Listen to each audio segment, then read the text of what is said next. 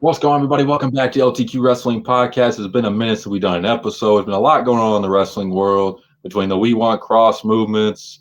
We had SummerSlam. We have an AEW show coming up. We got Naomi potentially being out a while. We'll be talking about a lot of topics, including Naomi, WWE moving to ESPN, our thoughts on that, Bret Hart's comments on Gunther. We got the AJ Styles and Dragunov rumored feud potentially. We have Triple H showing some of his flaws in WWE creative. And has the Rollins and CM Punk feud really just gotten stale at this point? I'm joined today by QJ123B. It's been a minute. QJ, welcome back to the podcast. How's everything been going? Welcome back. Pretty good. You?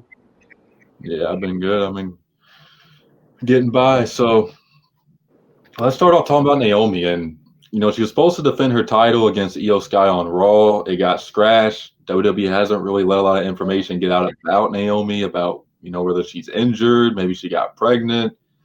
We don't really know what's going on. She just won the title, just cashed the Money in the Bank, so it's a very unfortunate timing for either one of those scenarios. If she ends up being pregnant, I'm happy for Trinity, the person, because she's talked about many times how, she's been wanting to have kids or, clock's ticking on her having kids and, her overall career. And, I'm sure she's happy if she is pregnant, but again, for her career right now to get pregnant right when she just won the title is just awful timing. So QJ, if it is a pregnancy or maybe an injury, do you feel bad for Naomi here because she just won the title and this honestly could be her last run as a WWE Women's Champion? Yeah. So like you said, whatever it is, whether she's pregnant or whatever, obviously we happy for her. But yeah, just the timing, because now, you know, more Money in the Bank cashed it in. Now she's champion. Like you said, this could potentially be her last run, and yeah, that's gonna hurt though. It's definitely gonna hurt. Yes, we'll see how long she's out. I know Becky was out. I mean, it really just depends. I mean, Alexa Bliss was out a while when she had a kid. Becky Lynch, Lacey Evans. So I'll ask you a follow-up question. If she does have to vacate the title, and they do, let's say, a triple threat between Stephanie Vakir, Io Sky, and Rhea Ripley, if you were booking it, who would you have win and become the next champion if it was up to you between those three? Stephanie Vakir, get someone new to the title. You know what I mean? Let it. We seen Rhea, Io a lot. Let someone else get it. A potential of getting it. Yeah, I wouldn't hate that at all. I mean, Stephanie Vakir is really over with the crowd right now. I know there's some Rhea Ripley fans who think Rhea needs to win something. She has taken a lot of losses lately, so I understand why some of the fans would be like, Rhea needs to win. We'll have to see what they decide. Right now at Clash at Paris, it is supposed to be Naomi against Stephanie Vakir, but since Naomi's situation's up in the air right now, they might just have to have her vacate and do Io Sky and Rhea Ripley, or maybe Rhea Ripley and Stephanie Vakir. I know they've been having Io Sky and Asuka potentially tease a feud since Asuka's going heel. So that should be kind of interesting with the Kabuki Warriors and everything. So, and damage control history and everything like that. So we'll have to see what turns out for that. But hoping Naomi is not in serious with her if she is pregnant. I'm happy for her as a person, though. She's been really wanting to have kids. So hopefully she is happy. And at least she got to win the title. There's not a lot of women in that company that could say that. And she did get to have a great moment cashing in. And we'll have to see what the future holds for Trinity Fatu, a.k.a. Naomi. And, we'll have to see what reports get out about it because WWE's kept it very tight to the chest about what's been going on with her. For WWE, we'll be leaving Peacock in 2026. It's been rumored for a while that Peacock probably wasn't going to be able to outbid some other streaming platforms and companies for WWE's rights. So we'll be getting WWE premium live events / WWE pay-per-views, whatever you want to call them, on ESPN in 2026. I believe if you do have ESPN on cable, you will get to watch it. But if you don't, I believe you have to pay $30 a month either on the ESPN Plus app or on a new streaming platform they're going to be making. UFC's moving to Paramount, so it seems like they're kind of replacing UFC with WWE on their, streaming service. So QJ, what was your overall thoughts when you heard the news about ESPN purchasing WWE's premium live events? I mean, not a big fan of it, but usually you already know, like, once they have one streaming service, eventually some streaming service is gonna try to like offer WWE more money, and then they'll move along to the next. So, I don't know. I don't think I'll see. I mean, obviously, you're gonna still see some people pay it, but They may lose a lot of people. That's not going to be paying no more, but we'll see. But they'll probably still be doing the numbers regardless. Yeah, the switches. I mean, we should have saw it coming eventually. The switch. So Peacock time was running out eventually. Yeah, I mean Peacock, they definitely upgraded their streaming. I mean their prices are going up anyways in the next few months. A lot of people Mm-hmm. without WWE. I mean, I'll be honest, I ain't gonna have Peacock no more without WWE. I know NBA's working with NBC now, so maybe I keep it for that, but it depends what the prices are. But yeah, WWE, I mean, it's crazy how much streaming platforms are on now. ESPN, Netflix, you gotta have cable to watch SmackDown, CW to watch NXT. It's just so much you got to pay for just to watch all their stuff, and it's really kind of annoying. I get the money aspect of it, and you're getting TV deals and streaming deals and all that, but it's like a lot of fans just ain't able to keep up because they just can't really afford to, do all this. Then you got another $30 a month or whatever. Then you got Netflix, which is like $10 a month with or without ads. I think it's like 7 or 8 with ad, which is what I have. So you're paying almost $50, $60 depending on what you have for all this stuff, and it's just like, and if you count cable, that's probably 200, 300 depending on what you Mm-hmm. got. Yeah, it's just constant, just spending money, and you know, to me, I don't think WWE premium live events are worth $30 at this point. I mean, I I just don't really see them being worth that. Maybe a WrestleMania, SummerSlam, like maybe the core five pay-per-views I would pay that for. But if it's like a WWE Payback or a Fast Lane or something like that, I don't see a lot of people wanting to pay $30 for that. So we'll have to see what happens. I'm not a big fan of ESPN nowadays. I think the whole network is really just turned just horrible, just a bunch of talking heads who have no idea what they're talking about. And I really hope they don't start bringing Stephen A. Smith and all these other, dumb Fs over to WWE and just really making it just annoying, just like the ESPN products become over the years because they don't need all that. But knowing WWE, they'll be like, oh, Stephen A. Smith's very known, so let's get him over here. He could do some commentary or do manager or whatever. I already heard Cody saying, oh, yeah, be my manager and all this. So we'll see. But I used to love ESPN back in the day, but it's really taken a step back, just like a lot of media has over the years. And WWE's all about the money. They're making tons of money from Netflix, Saudi Arabia, cable, Mm-hmm. and now Ridiculous. yeah, it's insane. And well, we'll see. Like you said, they might lose a lot of fan bases with this. I know there's gonna be a lot of sports fans who ain't gonna like, a predetermined sport being on their network and all that. So there's gonna be a lot of butthurt fans about that as well. So that's gonna be kind of funny to see all over Twitter.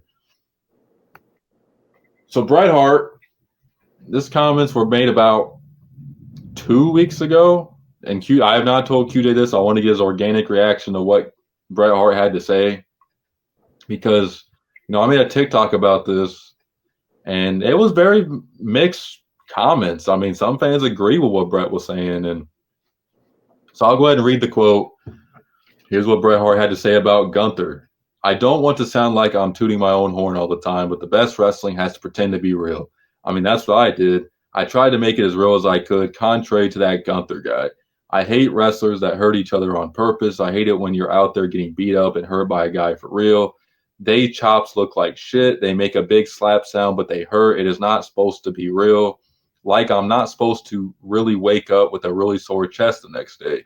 So I have no respect for guys that hurt each other all the time. And it's just, to me, lazy shit wrestling when guys like Gunther, and I've told him this to his face, it's bullshit. Like when you're hurting somebody for real, you're unprofessional. And I wrestle guys never hurt anybody. So that is Bret Hart's comments on Gunther. QJ, this is your first time probably hearing this. What are your sorry about that, drop my mic.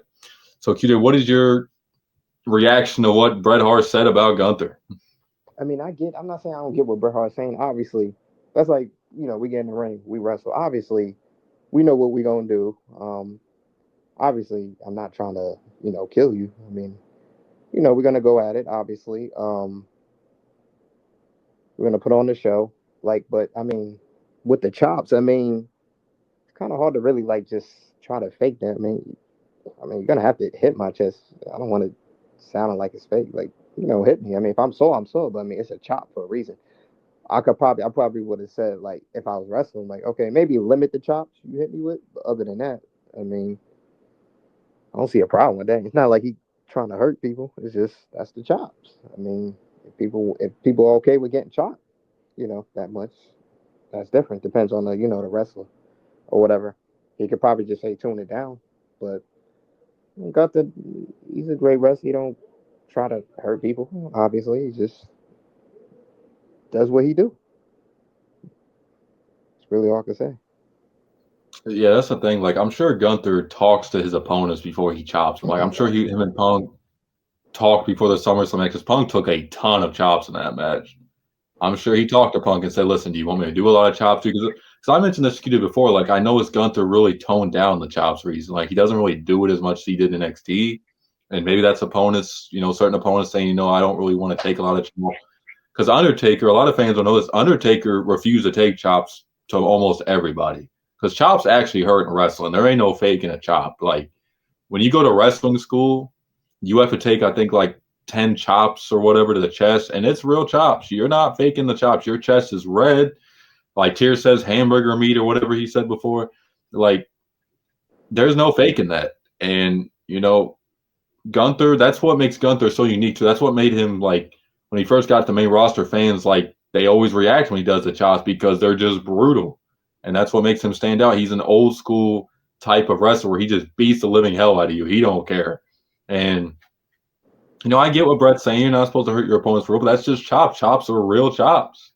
And, if the opponents don't want to take it, then talk to Gunther and say, I don't want to take the chops. I mean, I don't know what other way to say it. I mean, it's kind of is what it is. I mean, Gunther is a very physical type of wrestler. I mean, the guy we're going to talk about next, Ilya Dragunov, is a very physical type of wrestler. I mean, there's just guys out there who hit hard and you feel it. And, that's just a part of wrestling. And, Bret Hart, listen, he was one of the best wrestlers ever when it came to in-ring work. I've heard some, his opponents say the sharpshooter hurt a lot. So I don't know why Bret's saying he never hurt anybody. Right. So, I mean, Bret's just seems, very salty about a lot of stuff. He's always complaining about something. I know Goldberg ended his career, and he's been really, really just pissed off about that over the last 20 years, and I understand that. And I know Gunther made that joke during the promo about my favorite wrestler is Bill Goldberg, and I'm sure that really got Bret pissed off. But I mean, that's Gunther's whole thing. He's a hard-hitting SOB, and that's what makes a lot of fans and like old school wrestling fans like Undertaker and Jim Cornette, they love Gunther because he reminds them of like an 80s type of wrestler from their generation where he's just good. And on my TikTok, I mean, some fans don't like Gunther's style. I was reading a lot of comments saying like, they think he's boring. He looks like a generic 2K character. Q, do you agree with him on that? Do you respect their opinion on that? I know there's like, obviously not everybody likes the same style of wrestling, but what do you think about people commenting that on my TikTok? There was a lot of mixed comments about that. Like I get it. Everybody entitled to their own opinion, but I guess they gotta realize they gotta because everybody they just be watching people from WWE. Gotta see him from other, or watching from other companies. You can type it on YouTube. He has great matches. I mean, that's just his type of style. I mean, I get it. We all have a different type of styles, but I don't know. You just gotta. The thing with him, he could do a lot of pretty much everything. So, I mean, just gotta. It's okay to have a different style because I mean, we all get tired of seeing the same style. Sometimes we want them to branch outside that style and be better in other styles too. Yeah, because the best can do any style. I mean, it's not like the best wrestlers limit, and Gunther can work with anybody. I mean, he made Goldberg look great in the ring, and there's not a lot of wrestlers who do that. So, I mean, we'll see. Hopefully, Gunther comes back soon. I know he's done with that. I believe something with his nose or something. That's why they did the blade job with him and Punk to kind of get him written off TV. So, I like Gunther. I've heard he's going to be seen as last opponent. We'll see if that comes to fruition. I know there's a lot of fans that Brock's back now. They want to see him and Brock, which I actually would not mind seeing that. That's kind of a dream matchup. So we'll see. But, speaking of Gunther, one of his all-time great matches was against Ilya Dragunov. And Ilya Dragunov's been out almost all year. I think he tore his ACL at a live event show. He's been out, and he's apparently cleared to return. And there's been a lot of rumors about him and AJ Styles potentially having a feud. And I know a lot of fans are really liking the idea that these are two guys who can work their asses off. I think the matches would be spectacular. Excuse me. We'll have to see what the plan is for Ilya Dragunov. I've heard for years Triple H loves him, and that, me, Tears, and Kid talked about this a few years ago, where him, Solo, Braun Breaker, and Gunther were like the four pillars of the men's division that Triple H is going to build the division around. Not sure if that's changed, especially like Jacob Fatu in the fold. But QJ, what do you think about Dragunov returning soon, and would you be interested in the AJ Styles and Dragunov feud? Yeah, definitely will. We know them two. They're gonna tear the roof down, tear the house down. Yeah, I'm excited for it. Um, it's gonna be a fight, man. When that match happens, it's gonna be a fight. That's all we ask for. Leave it out all on the line. And remember with Dragunov and Walter, that was still one of the best fights I saw. Like when they first fought, and second one was good too. But yeah, so we just gonna most likely see that there. So I'm excited for it. And remember him and Carmelo a while back in NXT. Yeah, Dragunov's one of the best.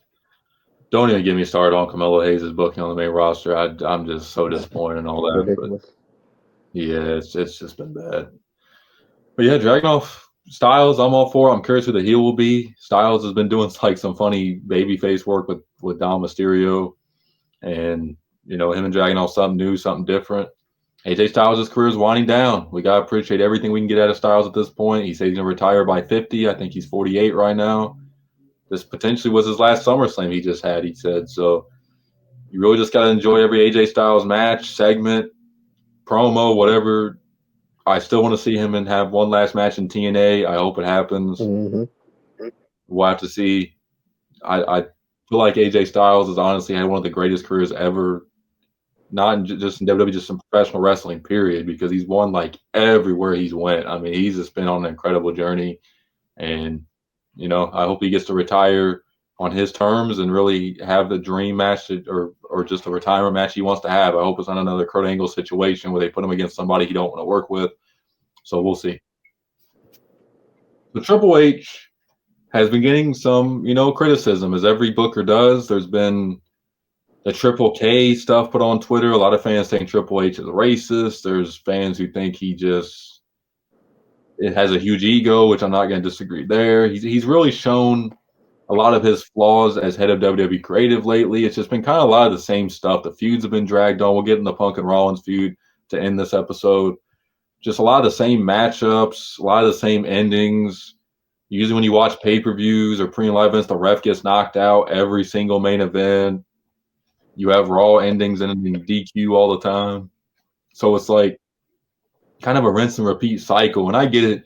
You're doing weekly television and you can't have something new happen all the time, but it just feels like Triple H, after having such a peak year in 2024, has struggled a lot more in 2025 with consistent booking and just, I don't know. It's been off with his booking so far this year. There's been some bright spots. There's been some, just question marks all around.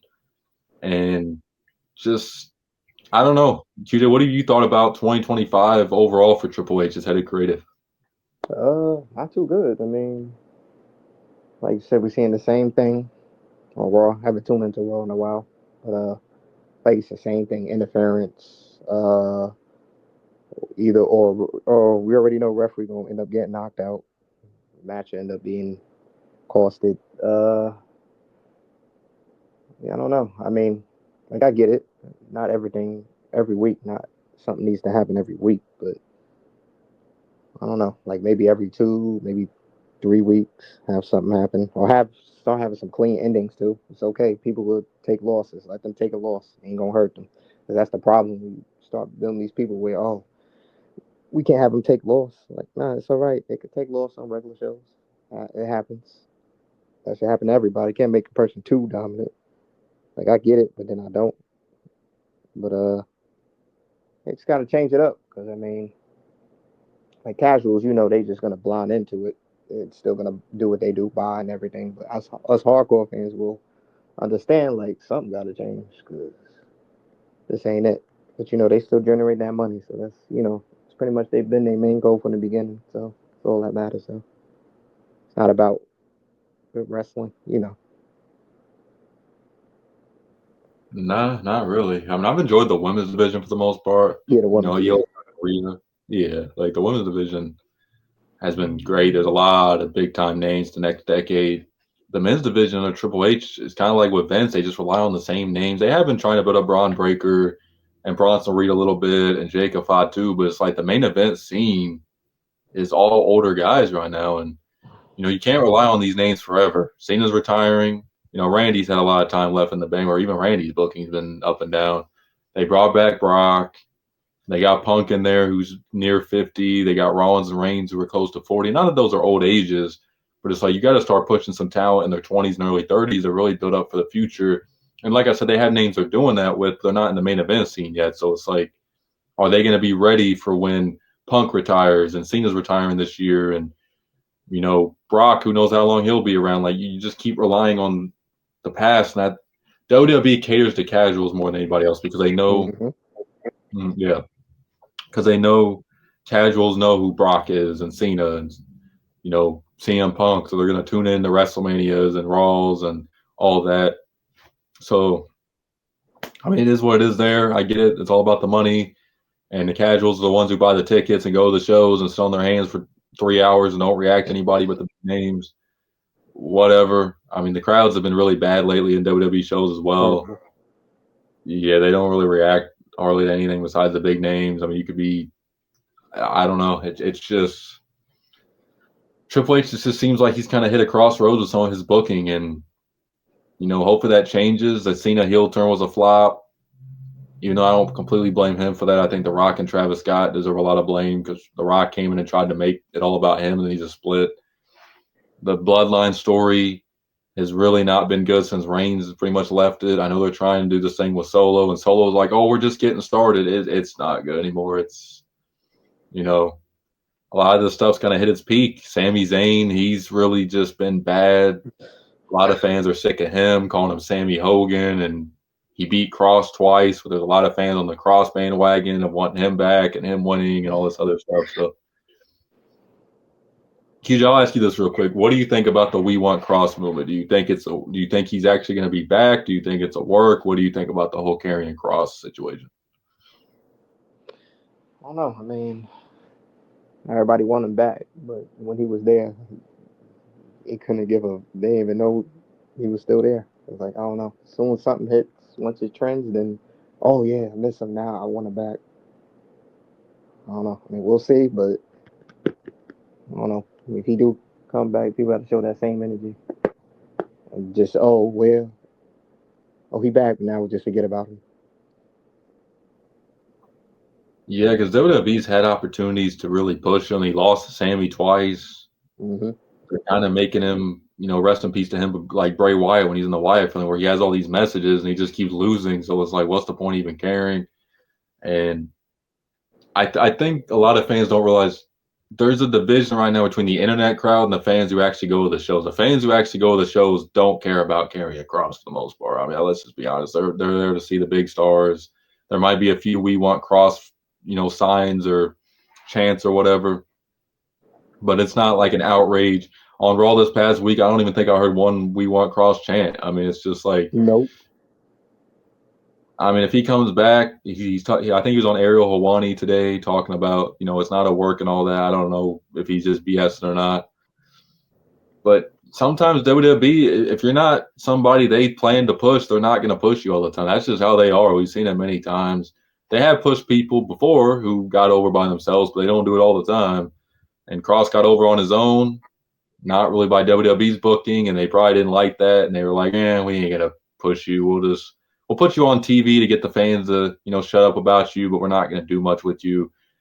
And it's weird because Triple H pushed this guy really big in NXT. I mean, I remember he came to NXT from TNA and he was like a monster there and he was destroying everybody. Some of the NXT Black and Gold really called him top stars there, and he wasn't doing bad. I know Cross isn't really known for his wrestling ability. I know a lot of fans that say, name me one good carrying Cross match.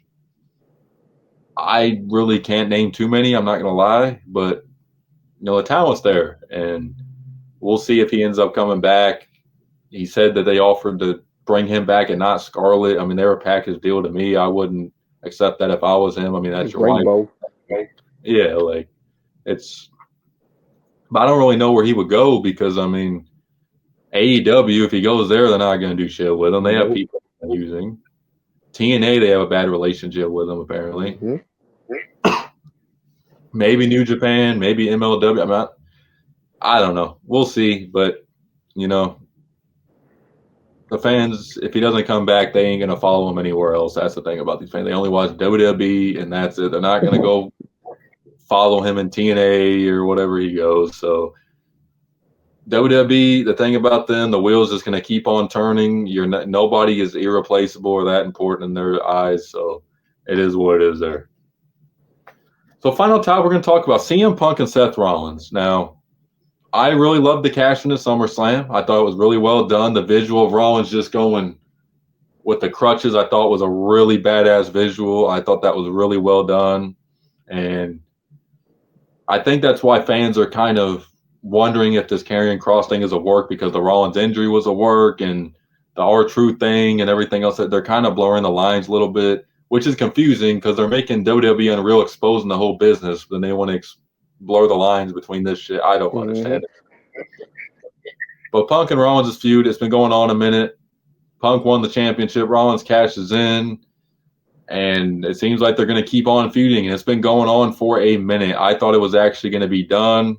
Let them move on to something else. But WWE and Rollins and Punk are just going to keep on doing this feud. So, QJ, have you enjoyed this feud for the most part? Has it, gone on a little bit too long in your eyes and gotten boring? What do you think about it? When it first started, it was good. I was into it.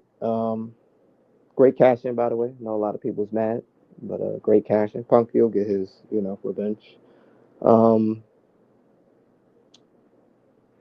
yeah, I mean it's starting to get boring because they've been, faced off a good amount of times. I feel the few should go on, depending on how porn is, maybe like the most, maybe 6 months. And after that, yeah, just have them fight other people, and then eventually they'll come back.